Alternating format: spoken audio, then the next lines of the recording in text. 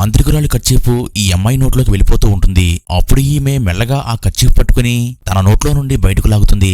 ఆ తరువాత ఈ కర్చీఫ్ పారిపోవడానికి ప్రయత్నిస్తుంది. కానీ ఈమె తన బలానంతా ఉపయోగించి ఈ కర్చీఫ్ 2 ముక్కలుగా చింపి కింద పడేసి తొక్కుతుంది.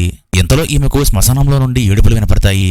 వెంటనే ఈమె శ్మశానంలోకి వెళ్లి ఆ మాంత్రికురాలి సమాధి తవ్వుతుంది.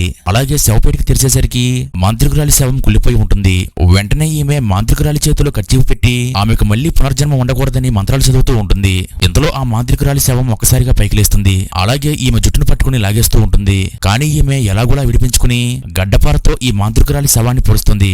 మళ్లీ ఈమె మంత్రాలు చదివి మాంత్రికురాలి నోట్లో మళ్లీ తాయిత్తు పెడుతుంది. ఇంతలో వర్షం ఎక్కువగా పడడంతో ఆ గోతిలోకి నీళ్లు వచ్చేస్తూ ఉంటాయి. అప్పుడు ఈమె బయటికి రావడానికి ప్రయత్నిస్తుంది. కానీ వరద నీరు రావడంతో ఈమె జారిపోతూ ఉంటుంది. ఇంతలో నీళ్లు రావడంతో ఆ మాంత్రికురాలి శవం తేలుతూ ఉంటుంది. ఇది చూసి ఈ అమ్మాయి భయపడుతూ ఉంటుంది.